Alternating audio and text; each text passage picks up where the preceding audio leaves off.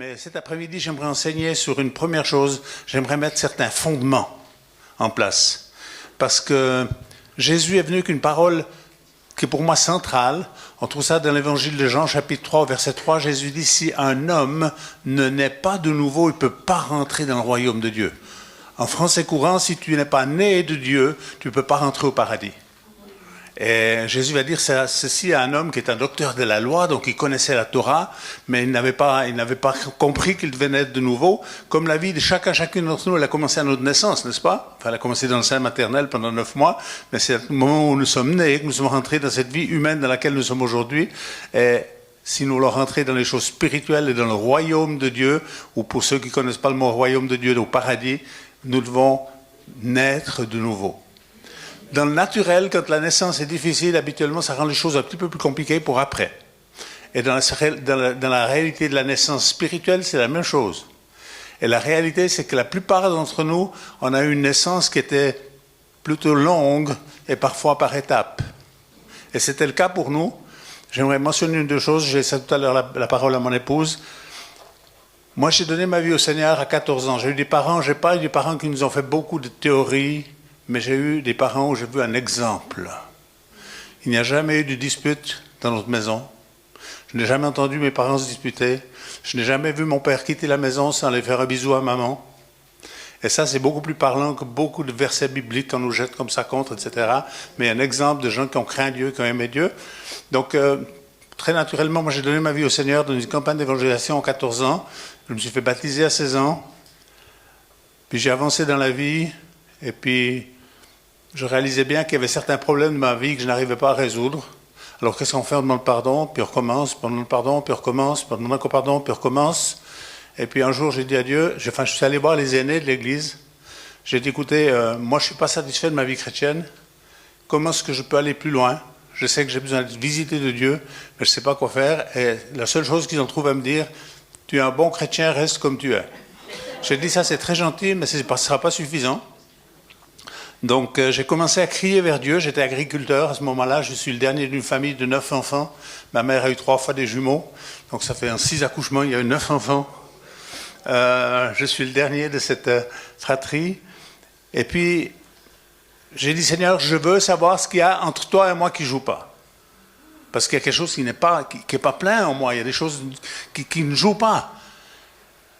Et j'étais en train de chercher, et j'étais dans un groupe de prière, et j'avais ma Bible ouverte. Comme ça. On n'était pas en train de lire la Bible, on était juste en train de louer Dieu, de prier, etc. Et tout à coup, j'ai une parole d'Écriture qui est venue frapper mon esprit. Vous savez, cette parole, je la connaissais déjà, je l'avais lue certainement plusieurs fois, mais tout à coup, c'est comme si elle rentre à l'intérieur de vous. C'est cette parole de Jésus de Matthieu 7 au verset 21, où Jésus dit, ce n'est pas celui qui me dit Seigneur, Seigneur, qui rentrera dans mon royaume, mais celui seul qui fait la volonté de mon Père. Et cette parole, elle m'a heurté dans le bon sens du terme. Et en quelques fractions de secondes, il y a 2 choses qui sont venues très claires. La première chose, j'ai dit à Dieu, je reconnais que dans ma vie, c'est ma volonté qui est numéro 1, ce n'est pas la tienne. Deuxième chose, Seigneur, je ne sais pas où est ta volonté. Bien sûr, je savais certaines choses générales par rapport à la volonté de Dieu, mais la volonté de Dieu, pas à mon égard, je ne savais pas, et je savais que c'est moi qui avais pris le rôle numéro 1, ce n'était pas Dieu d'abord. Et là, en présence de mes frères et sœurs, nous étions une dizaine, peut-être une douzaine de personnes dans ce groupe de prière. J'ai pris un engagement public en présence de mes amis. J'ai dit, j'aimerais vous dire ce qui vient de se passer dans ma vie et j'aimerais vous prendre à témoin. Si Dieu me parle, je prends l'engagement de lui obéir coûte que coûte. Je ne ferai rien aussi longtemps que je ne suis pas sûr que c'est lui qui m'a parlé, mais si Dieu me parle, je lui obéirai. Mais je le ferai seulement si je sais que c'est lui qui m'a parlé. Et je n'ai pas fait des grandes prières, j'ai crié vers Dieu, j'ai dit Dieu, montre-moi, révèle-moi, je ne veux pas poursuivre ma vie comme ça, je ne suis pas d'accord de vivre un christianisme qui est terne, où on vit toujours la même chose, on essaie de se montrer meilleur qu'on est, puis à la fin il y a des choses qui ne jouent pas dans nos vies. Et dans les jours qui ont suivi, tout à coup, la pièce est tombée, comme on dit, hein? Mais la pièce de l'automatique, la lumière s'est allumée. Et je savais exactement qu'est-ce que je devais régler dans ma vie. Et je savais que Dieu était en train de me parler. Et vous savez quoi? Je n'ai pas aimé du tout. Pourquoi? Parce que Dieu, parfois, vient travailler dans les profondeurs de nos vies. Et là, il est venu toucher des choses profondes de ma vie. Je n'avais pas des gros péchés, etc. cachés. Enfin, peu importe. La réalité, c'est qu'il y avait des choses cachées à l'intérieur de moi qui n'étaient pas réglées. Et puis, non seulement il m'a parlé, mais il m'a dit exactement ce que j'avais à faire. Alors j'ai commencé à marchander avec Dieu. Je ne sais pas si vous avez déjà marchandé avec Dieu. J'ai dit, Dieu, moi j'ai une autre idée. Je pourrais régler mon problème de telle et telle manière. Je pourrais aller voir un vieux de l'église et je pourrais lui raconter mon histoire. Et il pourrait peut-être prier pour moi. Et je savais que ce n'est pas ce que Dieu me demandait. Dieu me demandait d'ouvrir ma vie avec mon épouse. On était jeunes mariés. On avait beaucoup de liberté ensemble. Donc il n'y a pas tellement de retenue. Mais nous les mecs, on n'aime pas trop se faire petits. Surtout dans sa jeune femme, il faut qu'elle montre un petit peu qu'on est le mec. Puis le Seigneur m'a dit, tu te fais petit, puis tu demandes pardon pour ce qui ne va pas dans ta vie.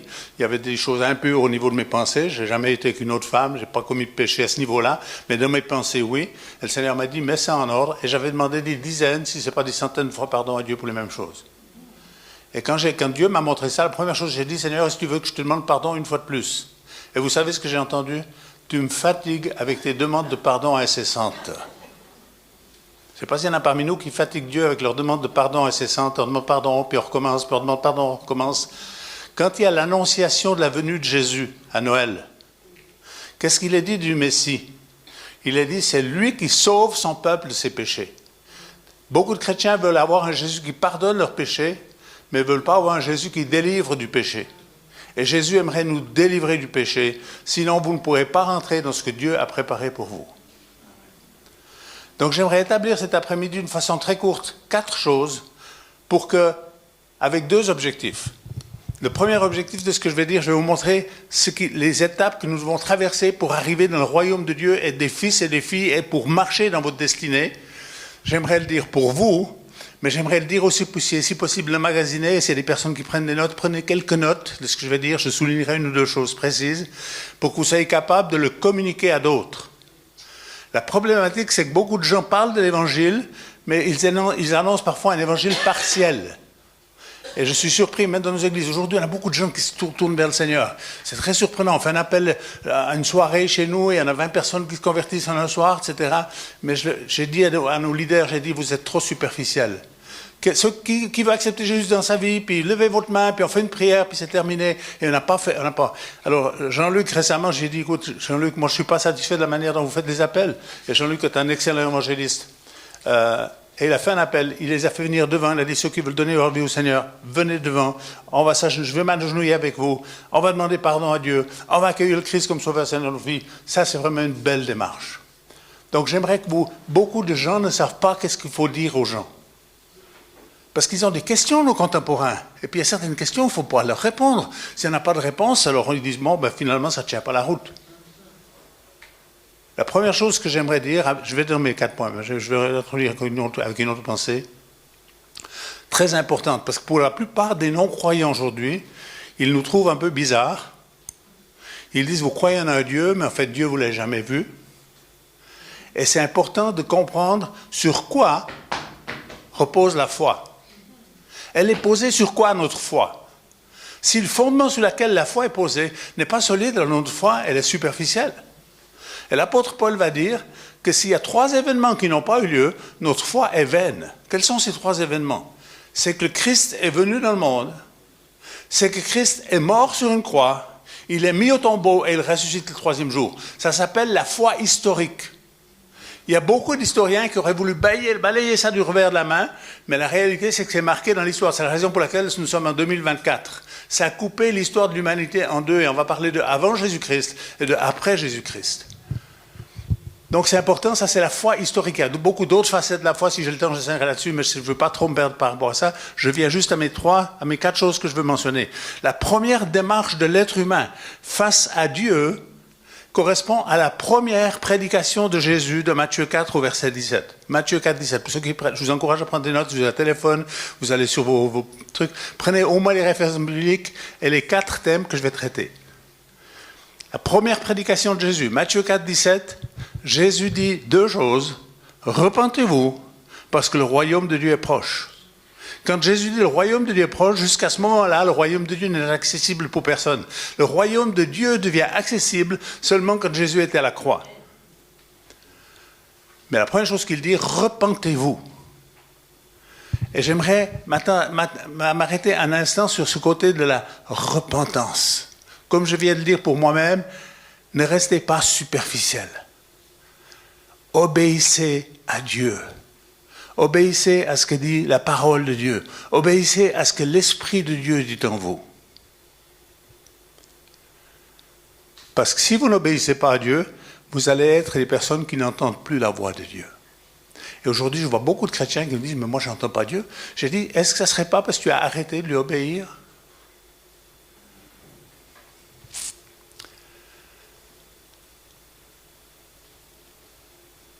Beaucoup de gens disent « J'aimerais plus la présence du Saint-Esprit. » Mais ils ont oublié un verset qui se trouve dans Acte 5 au verset 32.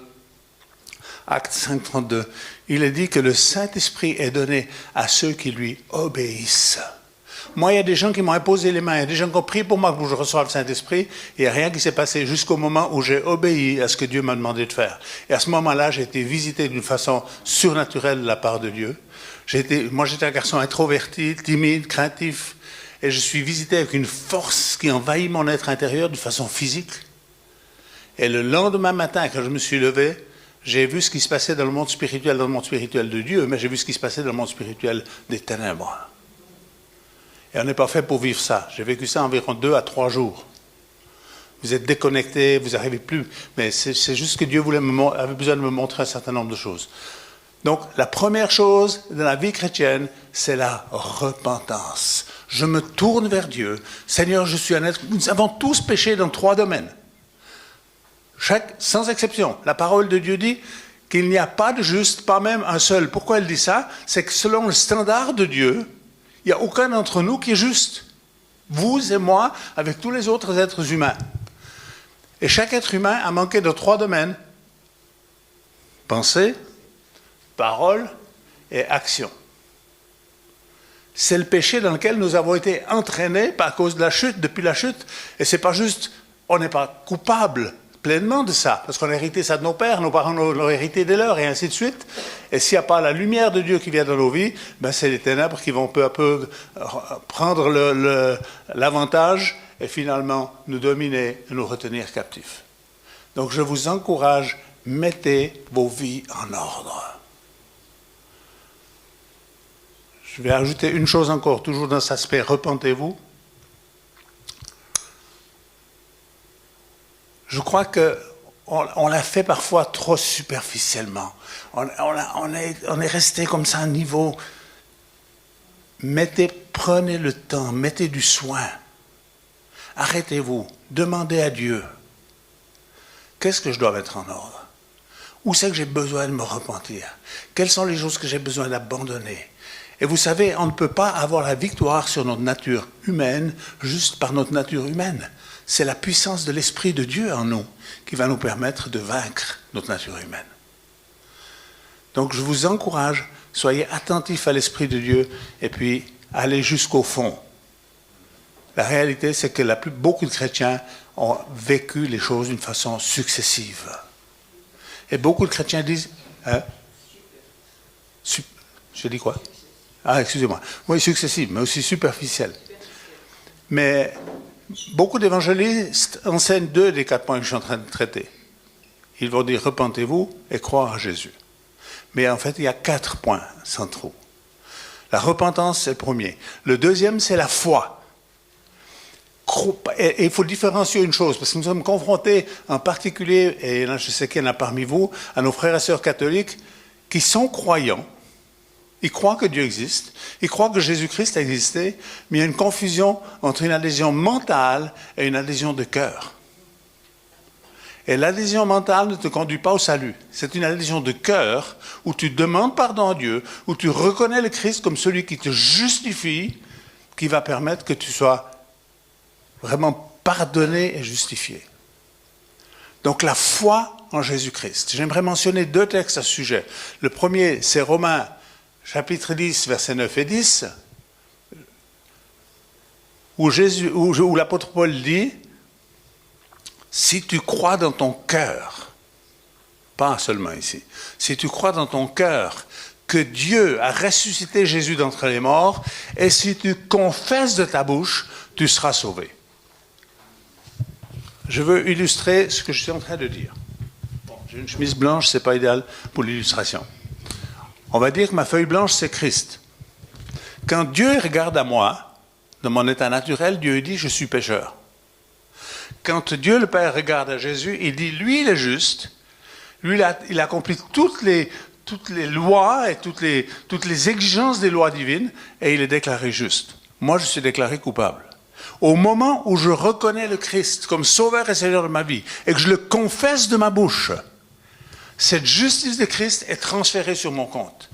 Et dès cet instant, alors qu'il n'y a peut-être pas tout qui est encore tout à fait réglé, dès cet instant, je suis sauvé et justifié aux yeux de Dieu. Ça ne veut pas dire que le travail est totalement terminé, mais c'est l'élément central, la foi en Jésus-Christ. La deuxième référence que je voulais donner par rapport à ça, c'est Éphésiens 2, 8 à 10.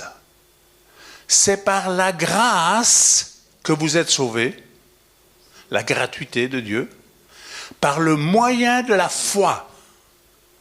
Je sais que beaucoup d'entre vous, vous connaissez, je suis en train de dire, donc je vais assez vite. C'est par la grâce que vous êtes sauvés, donc la gratuité de Dieu, mais par le moyen de la foi, votre foi, où vous avez choisi de croire. Et en faisant cela, eh bien, on est sauvé et justifié, dit ce texte. Ce n'est point par les œuvres, afin que personne ne se glorifie. Donc, c'est une bonne nouvelle, mais il faut faire une démarche de dire, Seigneur, je veux naître de nouveau. Je ne veux pas juste être un adhérent, puis dire oui, je suis croyant. Et puis je vois que beaucoup de gens qui me disent qu'ils sont croyants n'ont aucune certitude par rapport à leur salut. Mais parce qu'on ne leur a pas dit, pas forcément parce qu'ils sont méchants, puis après des fois on est empêtré dans... Je pense qu'il y a deux ennemis aujourd'hui à la vie chrétienne. L'un, c'est le religieux, qui obstrue beaucoup de vie. Puis l'autre, c'est le légalisme. On est enfermé dans des concepts. Là où est l'Esprit de Dieu, là il y a de la liberté. Le troisième point que je vais aborder, c'est l'importance du baptême. La plupart des chrétiens ont pensé que le baptême d'eau n'est finalement qu'un témoignage public de ton engagement avec Dieu. Le baptême d'eau est un engagement dans le monde spirituel de Dieu. En me faisant baptiser, je vais m'identifier à la mort du Christ en descendant dans l'eau et je vais m'identifier à la résurrection du Christ en sortant de l'eau. Et c'est une prise de position dans le monde spirituel où tu dis maintenant je suis en alliance avec Jésus-Christ et je me détache du monde spirituel opposé à Dieu. Et ça c'est un bon moment où on devrait normalement dans les églises faire de la délivrance, prier pour les gens et chasser les esprits méchants. Je vais y venir tout à l'heure, dans la deuxième session, on va enseigner là-dessus. Donc, je vous encourage, s'il y a des personnes parmi vous qui ne sont pas baptisées, j'aimerais vous encourager à vous faire baptiser. Vous n'avez pas besoin de le faire pour faire une démonstration publique, mais faites-le pour dire je veux m'identifier. C'est beaucoup plus puissant. C'est l'élément, sur les 4 éléments que je traite, c'est l'élément le plus controversé dans le christianisme, le baptême d'eau. On peut le faire là. Oui, mais je veux qu'ils comprennent avant de le faire, une chose après l'autre. Il faut considérer cela, c'est un positionnement. Jésus lui-même, lui qui est le Fils de Dieu, qui a été sans péché, il va vers Jean-Baptiste et il dit à Jean-Baptiste, je veux être baptisé. Et Jean-Baptiste, il a un élan de recul, il dit, mais Jésus, il y a quelque chose qui ne joue pas, c'est toi qui devrais me baptiser. Et qu'est-ce que Jésus dit? Laisse faire ce qui est juste. Et l'Esprit de Dieu va descendre sur lui sous la forme corporelle d'une colombe, et la voix du Père va se faire entendre en disant, celui-ci est mon Fils bien-aimé, en qui j'ai mis toute mon affection. Mais ça aussi, même dans le monde évangélique, hein, c'est pas enseigné correctement partout. Moi, j'ai beaucoup voyagé pendant mes années de ministère. Je suis arrivé dans une école à peu près grande comme celle-ci, avec des étudiants. On m'a demandé d'enseigner sur la vie de l'esprit, sur les dons spirituels, et j'ai commencé à enseigner ce que je suis en train de vous enseigner. Et quand j'ai demandé quels sont ceux parmi vous qui ne sont pas baptisés, il y a 11 leaders de cette école qui n'ont jamais été baptisés d'eau. J'ai dit, mais comment est-ce possible? Pourquoi on ne vous a pas enseigné ça? Il dit, mais on ne nous a jamais dit. On nous a dit, tu as mis ta foi en Jésus, tu as accepté le Christ. Moi, c'est ce qu'on m'a dit. Tu as tout reçu, tout est en ordre. Donc, encourager les gens à croire. Il ne faut pas les baptiser trop vite. Il faut qu'ils aient, si possible, il y a 2 prérequis, c'est la repentance et la foi. Si ces deux éléments ne sont pas là, on pourrait en mentionner deux autres. On pourrait mentionner Acte 2, 41. Ils acceptèrent sa parole de bon cœur. Et puis on pourrait mentionner Matthieu 24, où Jésus dit, allez, faites de toutes les nations des disciples, enseignez-leur à mettre en pratique et observer mes commandements et baptisez-les au nom du Père, du Fils et du Saint-Esprit. Mais les deux premières qui sont essentielles, c'est la repentance et la foi. Dernier élément, être rempli du Saint-Esprit. Nous ne pouvons pas vivre une vie chrétienne qui va honorer Dieu, qui va porter du fruit, si nous ne sommes pas remplis du Saint-Esprit. Nous pourrons peut-être être sauvés, un peu comme le brigand sur la croix, mais l'objectif de Dieu, frères et sœurs, c'est pas juste que tu sois sauvé. L'objectif de Dieu, c'est que tu puisses accomplir ce que Dieu a prévu pour toi, parce que notre premier rassemblement, quand on rencontrera le Christ dans 2 Corinthiens 5 au verset 13, on va se retrouver avec Christ, et qu'est-ce qui va se passer? Là, c'est le rassemblement de tous les rachetés, de toute l'histoire.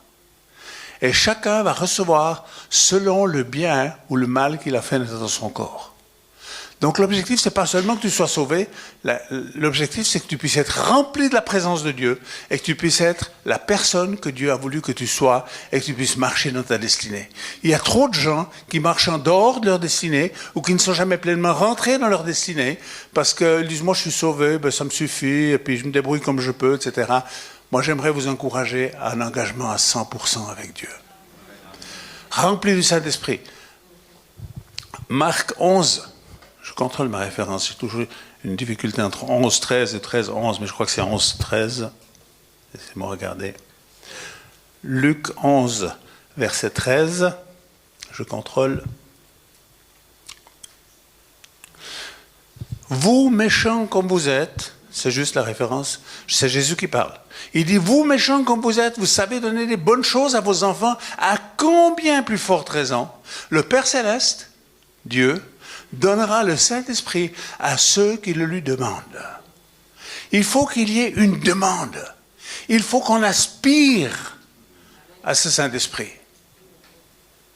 Et ce deuxième texte, je l'ai déjà mentionné tout à l'heure, c'est Acte 5, 32, où il est dit que le Saint-Esprit est donné à ceux qui lui obéissent. Qui obéissent à qui? Qui obéissent au Saint-Esprit.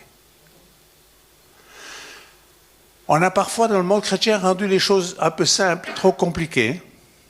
Et beaucoup de gens me disent, moi, je n'entends pas Dieu. Il faut revenir à une certaine simplicité. Dieu utilise les canaux de communication normaux avec nous. Il vous a donné de la sagesse, il vous a donné du bon sens.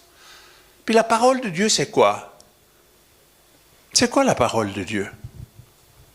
Vous savez, j'ai beaucoup aimé une petite histoire du pasteur Yonggi Cho. Un jour, son petit-fils, je crois qu'il avait 6 ans, il était devant son papa, il lui dit, papa, est-ce que tu vas te fâcher si je te pose une question? Puis son papa lui a dit, mais je ne vais pas me fâcher parce que tu me poses une question. Tu suis ton papa, tu peux poser toutes les questions que tu veux. Alors il dit, papa, est-ce que ça te fait rien de dire des mensonges tous les dimanches matins à l'église?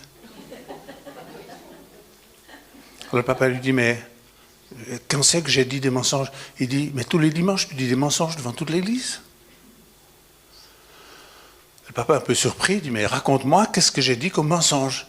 Il dit, papa, que le dimanche matin, quand tu prêches, tu dis, j'ai parlé, Dieu m'a parlé, j'ai rencontré le Seigneur, voilà ce que je vais vous communiquer, ce que le Seigneur m'a dit pour aujourd'hui. Alors tu comprends, papa, moi je suis devenu curieux. Hier, tu as préparé ton sermon, dans ton bureau, tu as laissé la porte ouverte, je me suis couché dans le corridor, sur le tapis, et je t'ai observé, tu n'as pas rencontré Dieu du tout. Alors le papa, il a eu un joli réflexe. Il a dit, fiston, est-ce que tu as des pensées? Il dit, papa, mais moi j'ai plein de pensées. J'ai dit, non, moi je ne te crois pas, parce que je ne peux pas les voir. Il dit, mais papa, tu ne peux pas les voir, parce que c'est dans ma tête. Et là, il va lui raconter, disant, c'est quoi la parole de Dieu? La parole de Dieu, c'est la pensée de Dieu, revêtue d'un vocabulaire. Pour nous, c'est le français qui revient le mieux, pour d'autres, c'est d'autres langues. La parole de Dieu, c'est la pensée de Dieu. Et il va raconter à ce garçon en disant, mais moi, quand je rencontre Dieu, je ne le rencontre pas physiquement, je le rencontre au niveau de mon esprit, je le rencontre au niveau de nos pensées. Et Dieu va aussi utiliser les pensées. Et le Saint-Esprit sait les faire revenir, les pensées. Et quand une pensée, elle vient, et puis elle revient encore, il faut checker son cœur en disant, Seigneur, est-ce que c'est toi qui es en train de me parler? Ou est-ce que c'est juste mon subconscient? Des fois, c'est ennuyeux, parce que Dieu nous fait... Mais l'objectif de Dieu, ce n'est pas de nous ennuyer. L'objectif de Dieu, c'est de nous faire rentrer dans la plénitude de ce qu'il a préparé pour chacun et chacune d'entre vous. Amen. Donc, plein du Saint-Esprit. Pour chacun d'entre nous, il y a une marge de progression dans cette vie de l'Esprit, dans cette dépendance de Dieu, dans l'exercice des dons spirituels, dans le fait de porter le fruit de l'Esprit, parce que c'est le résultat du Saint-Esprit. Et puis d'être libéré. Parce que l'Esprit de Dieu vient, il va faire le ménage. Plus on va le laisser venir, plus il va faire le ménage en profondeur. Si on laisse juste donner un coup de balai sur le pas de porte, ben il va donner un coup de balai sur le pas de porte. Mais si tu le laisses rentrer, moi, quand il est venu, je lui ai dit, pourquoi tu viens maintenant et tu n'es pas venu il y a 14 ans? Mais c'est ma première question que j'ai posée. Je dis, Seigneur, pourquoi maintenant? Pourquoi tu n'es pas venu me dire ce que tu es en train de me dire il y a 14 ans? Il m'a dit, parce qu'il y a 14 ans, tu m'as invité dans ta salle d'attente. Et aujourd'hui, tu ouvres ton cœur. Alors je rentre. Puis même si les portes où c'était marqué privé, il est rentré aussi. Dieu veut rentrer dans les profondeurs de nos vies pour que nos vies glorifient Dieu, pour que nos vies soient porteuses de fruits. Amen. Amen. Repentance envers Dieu. Vous savez, quand Jésus dit « repentez-vous », Jésus, il pointe le doigt vers Dieu le Père. Oh, Jésus pardonne les péchés, mais il pointe le doigt en premier vers Dieu, vers son Père. La foi pour notre salut, elle est orientée vers le Fils. Et celui que nous devons recevoir, c'est le Saint-Esprit. Je veux que vous reteniez deux verbes qui sont confondus et qui ont créé une malcompréhension. Je veux que vous compreniez que le verbe croire et recevoir doivent être attribués à la bonne personne de la Trinité. Dans Acte 19, il y a 12 disciples d'Éphèse qui viennent rencontrer l'apôtre Paul. Et on ne les appelait pas encore chrétiens à ce moment-là, on les appelait disciples.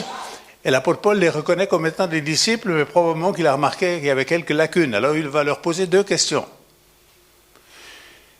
Il leur dit, avez-vous reçu le Saint-Esprit lorsque vous avez cru?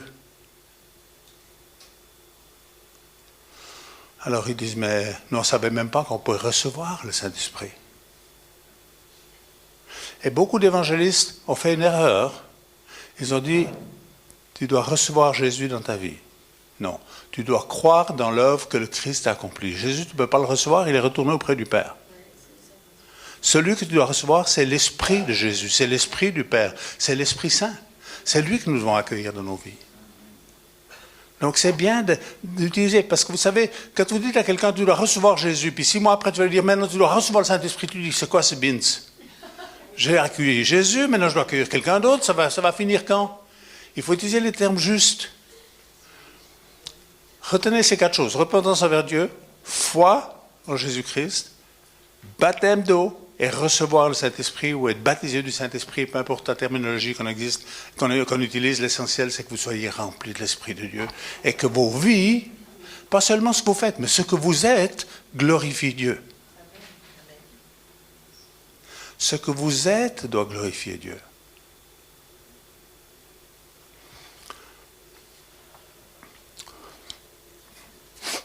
J'ai toujours été frappé par cette parole de l'apôtre Paul dans 1 Corinthiens 3. L'apôtre Paul dit, il y a un seul fondement sur lequel vous pouvez construire. Ce fondement, c'est Christ. Et ensuite, il dit, pour construire sur ce fondement, vous avez 6 matériaux à disposition. De l'or, de l'argent, des pierres précieuses, du bois, du foin et du chaume. Vous comprenez quelque chose, vous? Moi, je n'ai rien compris pendant longtemps. On continue à lire le texte, à partir du verset 9 environ. Vous arrivez au verset 12, et puis au verset 12, il est dit « L'œuvre de chacun sera éprouvée par le feu. » Ah ben ça, c'est pas terrible. Si l'œuvre de quelqu'un est consumée, il perd sa récompense, mais si l'œuvre de quelqu'un résiste à l'épreuve du feu, il gagne sa récompense. J'ai dit « Seigneur, il faut que tu m'expliques, je ne comprends pas. » Alors j'ai fait une analyse intérieure. Il y a 6 matériaux. Or, argent, pierre précieuse, ça c'est 3 matériaux qui ne peuvent pas être consumés. Le bois, le foin et le chaume, ça se consume assez vite et assez bien. Alors j'ai dit, Seigneur, dans ma vie à moi, parce que je veux savoir pour moi avant d'enseigner les autres. J'ai dit, Seigneur, dans ma vie, à moi, à quel moment est-ce que je construis avec de l'or, de l'argent, des pierres précieuses, et à quel moment est-ce que je construis avec du bois, du foin et du chaume? Et voici la réponse que j'ai reçue. Le Seigneur m'a dit, chaque fois que tu es dans ma volonté, dans n'importe quel domaine de ta vie, pas seulement dans les choses religieuses ou spirituelles, chaque fois que tu es dans la volonté de Dieu, tu construis avec de l'or, de l'argent et des pierres précieuses. Chaque fois que tu vis en dehors de la volonté de Dieu, que ce soit à l'église ou à la maison, que ce soit dans le business ou dans les affaires, chaque fois que tu es en dehors de la volonté de Dieu, tu construis avec du bois, du foin et du chaume. Et j'aimerais, frères et sœurs, que chacune d'entre nous, on puisse un jour se tenir devant Dieu en réalisant, merci Seigneur, parce qu'on a pu construire avec ces matériaux qui vont résister à l'épreuve du feu. Amen? Ça va? Je ne suis pas trop compliqué? Ok. Je vais laisser mon épouse un petit peu partager. Tout à l'heure, je vous donne un petit peu le programme. Je voulais enseigner ça un petit peu comme un élément de base. Je veux que vous essayiez bien de le remémorer, ces 4 points. Vous pouvez les retravailler avec les textes bibliques. Et il y a plein de textes bibliques là autour. Mais ces 4 points, repentance, foi en Jésus, baptême d'eau, baptême de l'Esprit.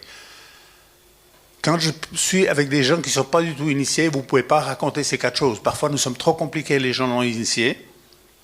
J'avais une famille dans mon bureau récemment. J'accueille souvent des gens que je ne connais pas, je ne sais pas d'où ils viennent, ils veulent me voir. Et habituellement, ils veulent me voir parce qu'ils ont un problème. Donc j'accueille une famille, je ne la connais pas, et ça c'est à mon bureau. Je lui dis, c'est quoi le problème? Il dit, le problème c'est qu'on se tape dessus dans la maison et on n'est pas foutu de s'entendre. J'ai dit, est-ce que vous êtes chrétien? Il me dit, je ne crois pas. J'ai dit, est-ce que vous êtes catholique? Il me dit, je ne sais pas exactement, mais je crois que nous sommes catholiques. J'ai dit, est-ce que vous êtes né de nouveau? Je fais exprès. Il me dit, je ne comprends pas la question. J'ai dit, est-ce que vous êtes sauvé? Il dit, je ne comprends toujours pas la question. Alors je simplifie le vocabulaire après, je baisse un peu le standard. Je dis, est-ce que vous voulez aller au paradis ou est-ce que vous voulez aller en enfer? Et le père a dit, si on pouvait aller au paradis, ça serait mieux. J'ai dit, et les autres? Est-ce que vous voulez aller en enfer ou est-ce que vous voulez aller au paradis? Je mets un si pour eux. Hein. Moi, j'enlève le si. Je n'ai pas besoin de mettre un si à paradis ou si à l'enfer. Mais je dis, si le paradis existe, je le dis pour eux, parce qu'il ne faut pas non plus venir en disant, c'est absolument comme ça. J'ai dit, si le paradis existe, est-ce que vous allez au paradis ou bien à l'enfer? Et les 3 ont dit, on va aller au paradis. Donc j'ai dit, laissez-moi 10 minutes. Je vais vous expliquer comment on peut rentrer au paradis. Pour rentrer et aller habiter chez Dieu, vous devez d'abord laisser Dieu venir habiter en vous. Hello. Ça, c'est un langage simple. Je leur dis, vous voulez habiter chez Dieu?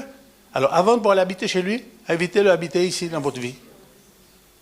Donc, il faut des fois, on est un petit peu trop compliqué pour les gens extérieurs, mais vous qui êtes des hommes et des femmes, faites, etc., engagés, je veux que vous compreniez les choses de fond et qu'on peut les enseigner, parce qu'ensuite, dans les églises, il faut enseigner, parce que quand on enseigne que superficiellement, eh bien, le superficiel, il s'affaiblit encore, et à la fin, le message est trop dilué, il n'est plus assez clair. Je vais laisser la parole à ma femme tout à l'heure. Je vais enseigner sur la délivrance. C'est un domaine dans lequel nous pratiquons depuis peu plus de 40 ans. Pour des raisons très simples, c'est que nous avons eu besoin de délivrance. Et je vais vous montrer certaines étapes qu'il ne faut pas brûler, parce que juste attaquer les esprits, alors que le monde spirituel, il fonctionne selon des règles et des lois, et je vais vous expliquer ces règles et ces lois, et comment ça fonctionne, et quel est le chemin par lequel il faut aller si on veut être libéré de certaines choses qui parfois encombrent nos vies sans qu'on le sache vraiment. On se dit, mais ma vie, ça va, mais ça va pas bien, mais enfin, c'est compliqué. Et puis quand on gratte un tout petit peu, tout à coup on réalise, tiens, il y avait des choses d'ordre spirituel qui ont verrouillé les vies des personnes. C'est 3h30, 4h30. Je te laisse la parole, puis je te laisse témoigner. Tu veux faire maintenant? Elle va partager un peu qu'est-ce qu'elle a vécu. D'abord, c'est pas mal aussi d'écouter un tout petit peu, même en étant dans le ministère, engagé depuis des années, des enfants de chrétiens, etc. Comme il y a certaines choses qui nous maintient liés et captifs. Et je pense que c'est pas mal d'entendre un petit peu son histoire, son témoignage, parce que ça nous aide ensuite à dire, ah tiens, je ne suis pas tout seul. Parce que j'aimerais juste dire une chose, la délivrance, c'est une bonne nouvelle, c'est pas une mauvaise nouvelle. C'est une très bonne nouvelle, parce que ça nous montre que nous ne sommes pas seuls en cause face à certaines de nos difficultés auxquelles nous faisons face. Vas-y, ma chérie. Alors, oui, bonjour déjà à tous. Je suis très honorée et heureuse d'être avec vous. Je voulais juste savoir à quelle heure est la pause. À 4 heures. Ok, alors, santé. Il n'y a pas de souci. On est libre devant Dieu. Alors moi, j'ai un autre parcours. Wow, on s'est converti, on s'est baptisé. Je suis née dans une famille évangélique.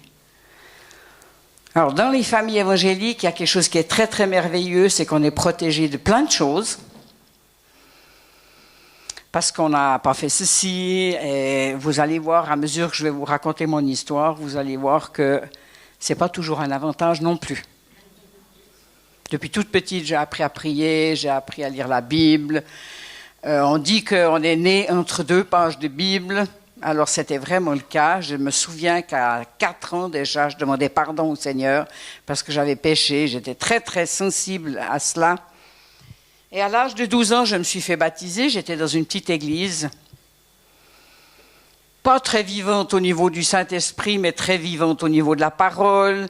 Il y avait de la liberté. On aimait cette église. On vivait des jolies choses. À l'âge de 12 ans, je me suis fait baptiser, je n'ai jamais regretté parce que j'ai toujours aimé le Seigneur. Ça, c'était pas très jeune, j'ai connu mon mari. Et puis, on s'est fréquenté assez jeune, on s'est mariés, les choses allaient assez bien, il ne fallait pas trop gratter. Hein, parce que je vais vous raconter juste un tout petit peu mon contexte familial. N'ayant pas connu la délivrance et la vie de l'esprit, 2 éléments qui manquaient énormément,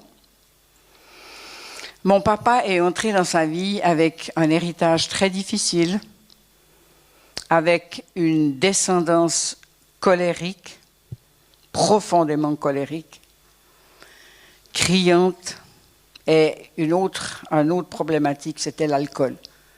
L'alcool, la fumée. Mais mon papa était responsable d'église. Donc, qu'est-ce qu'on faisait à l'époque? On cachait. Et moi, qui étais une petite fille, je voyais tout. Puis je me disais, mais... Alors, j'analysais pas tout, parce qu'on a l'habitude, vous savez, quand on fonctionne avec quelque chose. Mais pendant ce temps, pendant ces années-là, ça marquait les choses dans ma vie.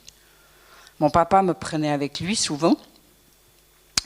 J'étais débrouille, j'étais travailleuse, il aimait ça, c'est là qu'il nous a construits. On a appris à travailler depuis très jeune, parce qu'on était aussi une famille d'agriculteurs, on était 6 enfants. Et je suis aussi jumelle comme mon mari. Assez spécial. On n'a pas eu de jumeaux. Hein. Tout le monde nous demande si on a eu des jumeaux. Non. Nos enfants non plus, du reste. Mais ce n'est pas important. Et ayant grandi dans ce contexte, bien sûr, je n'ai pas besoin de vous dire que mes parents étaient unis. Ils s'étaient unis devant le Seigneur. Ils aimaient le Seigneur, responsable d'une assemblée, sans être reconnus. Mais c'était eux qui fonctionnaient. Et avec ces problèmes cachés, c'est sûr que ça amenait des disputes. En fait, dans la maison, il n'y avait pas la paix. On allait au culte, on entendait la parole du Seigneur, puis on arrivait à midi, puis ça gueulait. Pardon de parler comme ça, c'était la réalité. Et puis j'ai grandi comme ça, et moi j'étais un petit peu le souffre-douleur de mon papa. Aller chercher pourquoi. J'étais l'enfant qui dérange. Parce que je ne rentrais pas dans les marges. Je ne rentrais pas tout à fait. Alors pour eux, j'étais rebelle. Moi, je ne me sentais pas rebelle. Je me pliais. Bref. Et assez jeune, moi j'avais 20 ans, mon mari 22 ans. On s'est connus plus jeunes, bien sûr, 16, 18 ans. Et puis, on s'est mariés dans une ferme. Lui, il était orphelin. Donc, on avait le papa dans notre maison, qui habitait dans la maison, donc nous on avait une petite chambre, mais alors tout était couvert par l'amour. On s'aimait follement. On s'aime toujours après 51 ans, c'est quelque chose, c'est extraordinaire. Mais ça cachait beaucoup de choses, mais ayant grandi dans ce contexte-là, il y avait des choses dans ma vie qui, bien sûr, n'allaient pas. J'étais pas bien, j'étais insécure, il y avait plein de choses qui étaient difficiles à vivre. À l'école, j'ai très, très mal vécu ma scolarité. J'ai terminé ma scolarité. Vous vous rendez pas compte ce que Dieu peut faire avec quelqu'un. Hein? J'ai terminé ma scolarité comme ci, comme ça. En plus de ça, c'est que l'ennemi, vous savez, quand il pèse sur quelque chose, il pèse toujours à la même place. Hein? Alors, on n'était pas très, très bon en français parce que ma maman était bilingue, elle était suisse-allemande. Alors la maîtresse avait l'art de nous taper sur les doigts avec le nombre de fautes qu'on faisait. Donc je ne sais pas si vous voyez comme ça guérit les choses. Et je suis sortie de l'école traumatisée. J'ai appris un métier de ménagère. Je n'ai pas fait de métier. Mon papa m'a dit c'est exclu. Tu ne vas pas faire un métier si tu fréquentes un agriculteur. Tu vas te former pour l'agriculture. Alors lui, il m'avait déjà formé un bon petit bout. Mais enfin bref, voilà, ça a été ma situation. Mais j'étais heureuse. J'étais une fille très heureuse, très joyeuse, à côté de ce qui se passait à l'intérieur de moi. Et ensuite, j'ai eu mon premier enfant qu'on a désiré. Donc, on a eu 4 enfants assez proches, tous les 1 année et demie, 2 ans. On a eu nos 4 enfants. Et là a commencé à se déclencher quelque chose de spécial. Et Dieu, il sait tellement bien faire les choses, parce que c'était les années où on cherchait la vie de l'esprit. On avait grandi, comme je vous ai dit, mais aucunement avec la vie de l'esprit, parce que ma maman venant d'une famille où ils avaient connu le baptême du Saint-Esprit dans les années 30, un mouvement de réveil qui avait eu lieu en Suisse allemande et qui est complètement capoté, parce qu'il n'y avait pas d'homme qui dirigeait tout ça, pas d'autorité. Donc une femme se levait, elle commençait à s'habiller en blanc, il fallait que tout le monde commence à s'habiller en blanc. C'était son histoire à elle. Hein. Il priait toute la nuit pour recevoir le Saint-Esprit. Tout d'un coup, il y en avait une qui était enceinte du pasteur. Non, mais on est humain, hein, charnel. Et si ce n'est pas conduit par Dieu... Alors, qu'est-ce qu'ils ont fait à cette époque-là? Ils ont tout rejeté, ils ont dit ça vient du diable. Et moi, j'ai grandi dans ce contexte-là. Donc, on avait déjà très, très peur du Saint-Esprit. Je peux vous dire que le parler en langue, il ne fallait pas en parler parce qu'on ne savait pas ce que c'était. On ne savait pas mettre des mots dessus.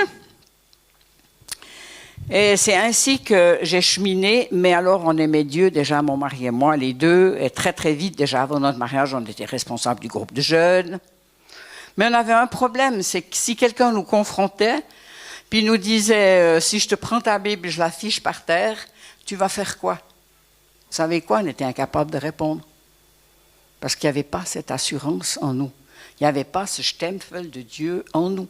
Oui, on croyait. Oui, mais l'assurance, le Saint-Esprit qui vient te dire que tu es enfant de Dieu, on ne l'avait pas. Moi, je ne l'avais pas en tout cas. Mais alors, on aimait le Seigneur tout plein. Et quand j'ai eu ma première enfant, j'ai pris 25 kilos. Après, j'ai déjà perdu un petit peu. Ensuite, 2 ans après, 1 année et demie après, j'ai eu un petit garçon. Rebelote, 25 kilos. Et là, j'ai commencé à parler avec des amis. Faites attention à qui vous demandez des conseils. Hein. Et une chère amie m'a conseillé des gouttes. Des gouttes homéopathiques qui étaient très connues à l'époque pour maigrir. Très efficaces. J'en ai parlé 2 mots avec ma maman qui m'a dit « Attention !» Ça vient des montagnes du coton Zurich. Il y a beaucoup de gens qui manipulent ça. Pensez bien que quand on a envie de faire les choses, on n'a pas envie d'écouter.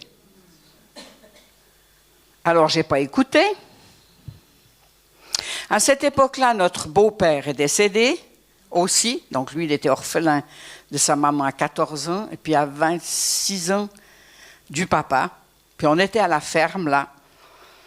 Et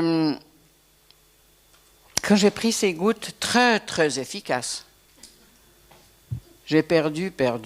J'étais très contente, mais toute ma vie spirituelle a explosé. Et les liens sont sortis. J'ai commencé à devenir menaçante avec mes enfants, jamais avec mon mari, parce que je l'aimais trop.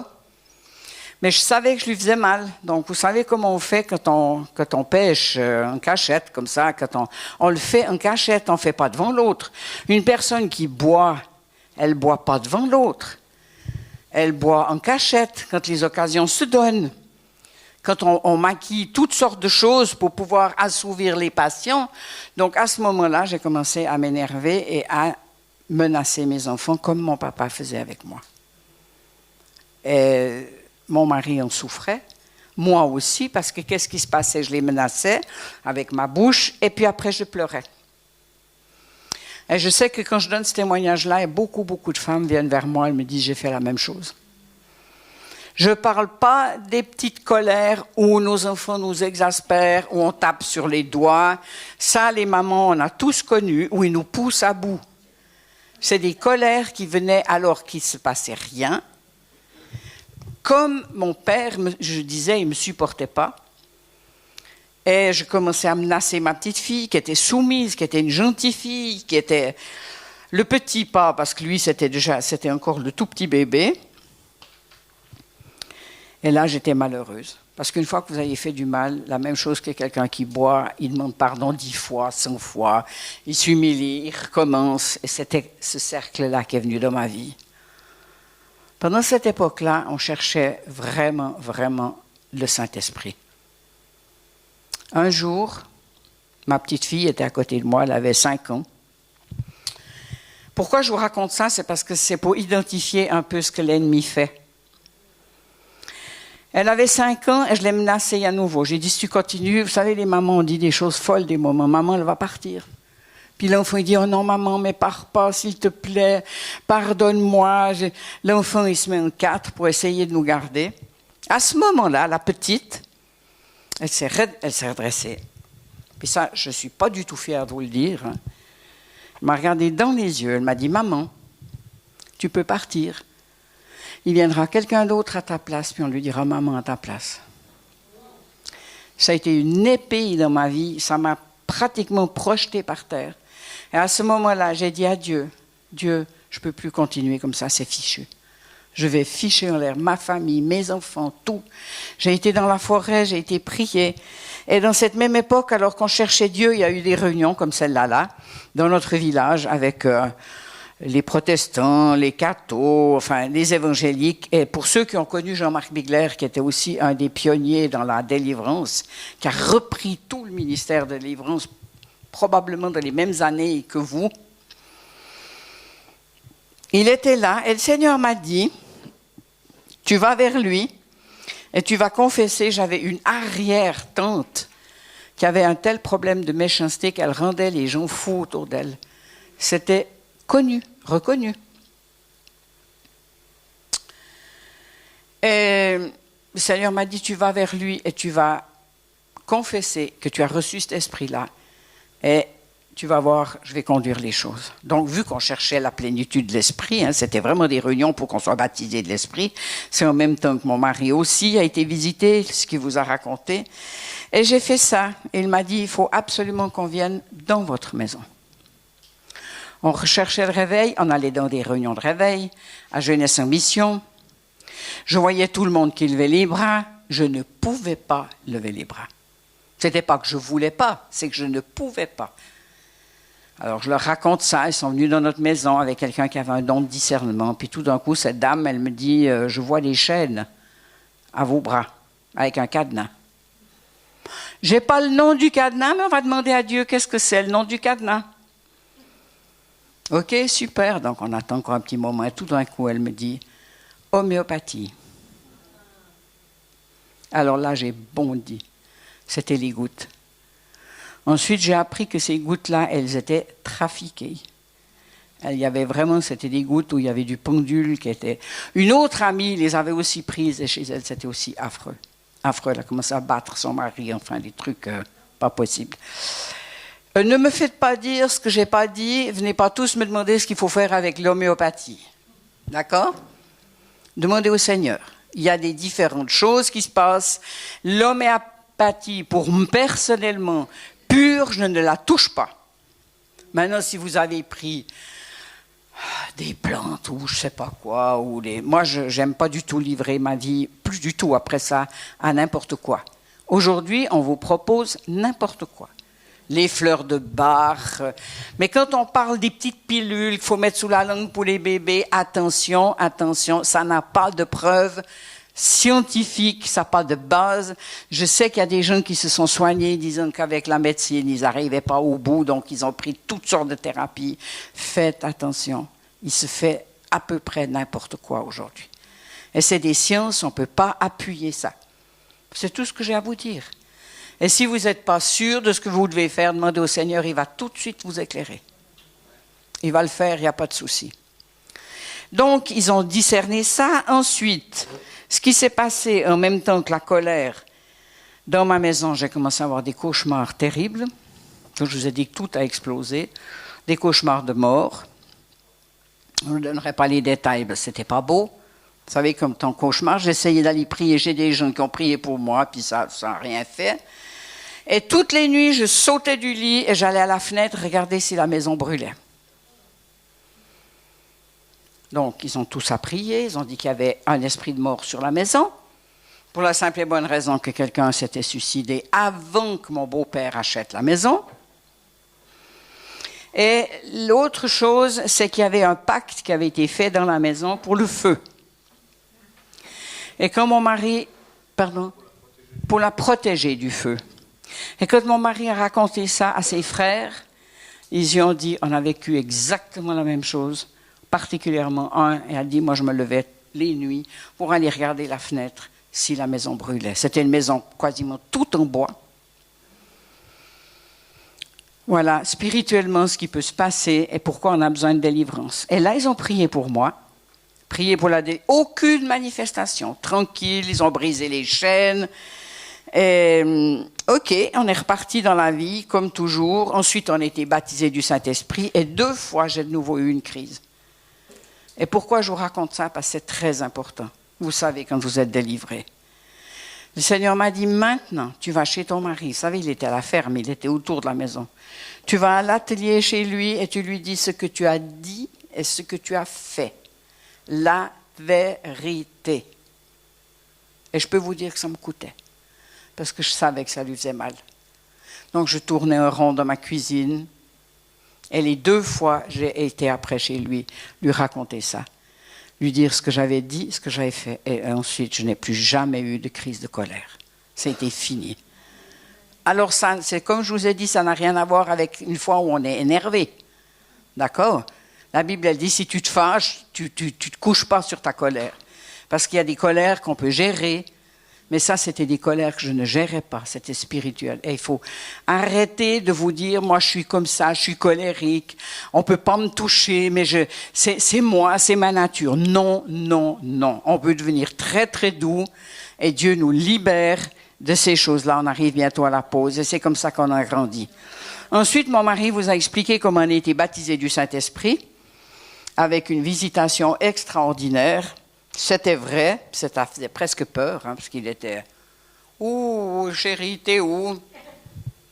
Je ne le reconnaissais plus. Et moi qui venais d'un milieu craintif, j'ai vécu ça totalement différent. J'ai été baptisé du Saint-Esprit, mais alors pour se mettre à parler en langue, c'était quelque chose. Et le parler en langue, il ne va pas vous tomber sur la tête si vous ne voulez pas parler en langue. On va le vivre encore. On peut apprendre à parler en langue. Et les personnes pour lesquelles on prie, parce que le nouveau chrétien, vous savez, qui se convertit, puis qui a très peu de temps, qui est bien enseigné, en général, il commence à parler en langue tout de suite. Il est baptisé et il parle en langue. Le problème, il est chez les vieux chrétiens. Et comme nous, on avait l'habitude d'appeler ça venant de l'ennemi, les peurs s'installent.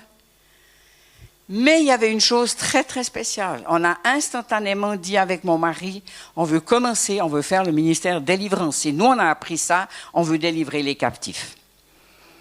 Et quand on priait pour la délivrance, c'est les seules fois où je parlais en langue librement. Ça venait librement. Mais quand je ne priais pas pour les personnes, non. Il a fallu que je me batte, il a fallu vraiment que je passe ces différentes barrières-là. Mais le Saint-Esprit était là. On a été baptisés du Saint-Esprit. Et vous savez, quand on est baptisé du Saint-Esprit, la vie change complètement. Complètement. On a commencé à comprendre la parole. Dieu a commencé à nous montrer qu'est-ce qui n'allait pas dans nos vies. On a commencé à mettre les choses à la lumière. La même chose avec la délivrance, comme je vous ai expliqué avec la délivrance. On commence à voir ce qui ne va pas dans la vie. Avant, on ne voyait pas. On ne voyait pas, on était, puis l'ennemi, il fait quoi? Quand vous commencez à dérailler, il en met encore une couche. Mais fais ça, mais bois un coup. Alors, jamais été alcoolique, moi, c'est pas ça. Mais les pensées, elles viennent. Mais au moins, comme ça, tu oublies. Et si c'est déjà une faiblesse, ben, il en remet encore une compresse. Mais une fois que le Saint-Esprit est là, et puis qui nous conduit, ça, c'est fini. Parce que le Saint-Esprit vient et il vous donne des solutions. Et c'est comme ça qu'on a pu grandir dans la vie d'esprit, prier pour les autres, prier pour la délivrance. Et probablement qu'on va encore un tout petit peu vous raconter ce qu'on a pu vivre dans notre cheminement, comment on a changé notre métier de paysan en rentrant dans le ministère. Là aussi, on a vécu quelques beaux témoignages et on aimerait vraiment vous encourager à vous ouvrir à la vie de l'esprit. Dieu est bon. Et s'il vient ouvrir les choses de notre vie, ce n'est pas parce qu'il veut être méchant avec nous, c'est parce qu'il veut nous libérer. Nous libérer. Et on a pu vivre ça. Moi, j'étais insécure.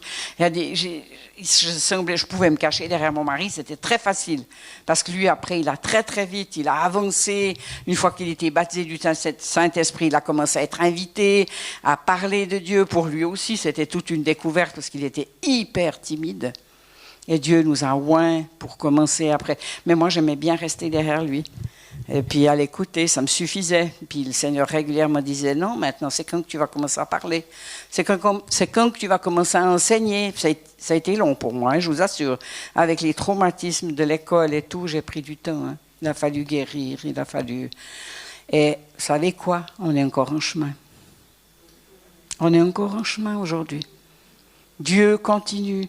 Et la situation de nos vies, elle est toujours changeante. Donc il ne faut pas vous étonner. On se dit, oui, mais moi, à 50 ans, je n'étais pas comme maintenant.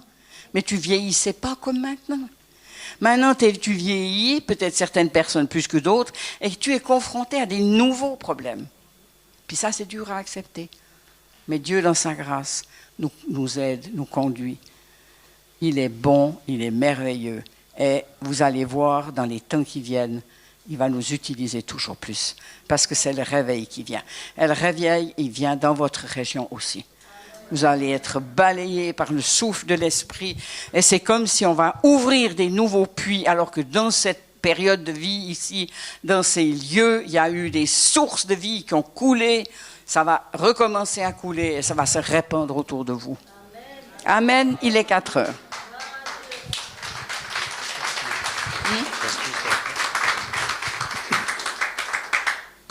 J'ai pris un paquet de nos livres. C'est une autobiographie qui ne retrace pas juste notre histoire, mais aussi l'histoire d'une église qui a changé d'orientation et qui est rentrée dans le nouveau. Nous étions dans un petit village qui s'appelle Oron-la-Ville. Oron-la-Ville, il y a 1500 habitants et l'église a passé de 50 personnes à 750 personnes. On a implanté 12 nouvelles églises. Et on raconte ça un peu dans cette histoire, une autobiographie, conduit au-delà de nos rêves. Tout ce que j'ai rêvé, je ne parle pas du rêve nocturne, je parle du rêve éveillé, où tu imagines dans l'histoire, tout ce que j'ai imaginé, je l'ai vécu, et je rends gloire à Dieu. Donc notre livre s'intitule « Conduit au-delà de nos rêves, ce que Dieu a fait pour nous, il peut le faire pour vous ». Tu veux lire juste ce que j'en ai écrit sur l'arrière de la page?